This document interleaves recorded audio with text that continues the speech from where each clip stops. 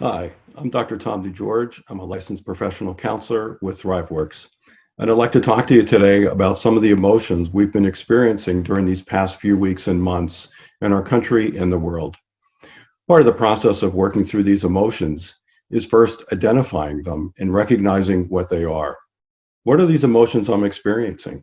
Is it anger? Is it grief? Helplessness? Feeling paralyzed?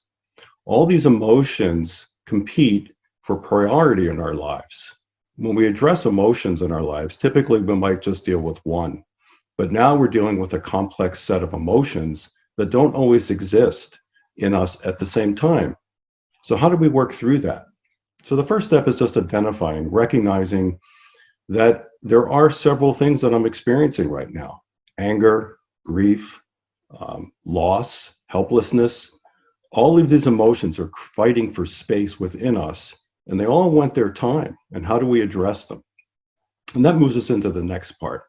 How do we start to process these emotions once we've identified them? Well, if you think of a scuba diver, and when they descend about 40 to 50 feet below the surface of the water, the pressure becomes pretty intense. Same with emotions. When we're taking all these emotions in us, it becomes very hard. How do we handle this intense pressure that we're feeling internally? But like scuba diving, once you start to come up to the surface to be able to breathe, you have to come up slowly. If you come up too fast, you start to get the bends. If you come up too fast with all these emotions, you'll start to come with more conflict and it's harder to process them. So it's okay to be able to say, let me work with my anger for a little bit and find out where that's coming from and how do I move forward with that.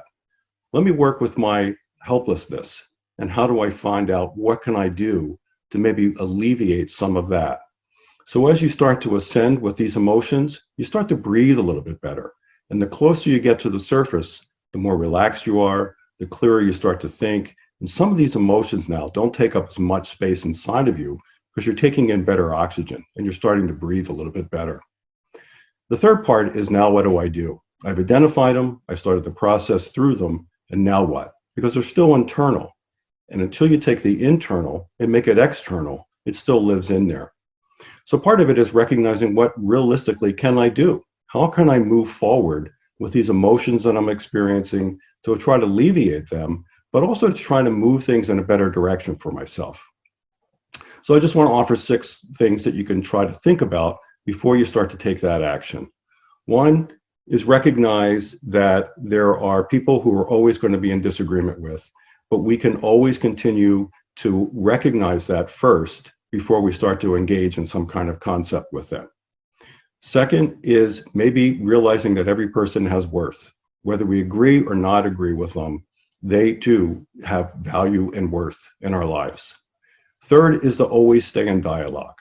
By not being able to stay in dialogue, we keep everything internal and we don't are able to move forward in any way that we can. Fourth, a plan of action. What can I do to start moving forward in a realistic way? 5, create space. Allow yourself to work through some of these things individually before you move out further and become external with some of these things, recognizing that you need some space as well as the people that you're going to be interacting with. And 6, allow yourself some freedom to make some mistakes. It's not going to be perfect. There's going to be some errors we're all going to make as we try to rationalize what we're going through and try to move things forward. And it's a process. It doesn't happen overnight, and it's going to take some time to work through it. By always remaining in dialogue for ourselves and with others, we'll be able to bring this to a better place for internally for us, but then also be able to carry forward with other people. At Thriveworks, we condemn all forms of racism, discrimination, violence, and hate. We will continue to provide a safe, supportive space for all. You can meet with one of our caring mental health professionals, including the presenter you just watched, by visiting us at thriveworks.com or click the link below to book your session now. Thanks for watching.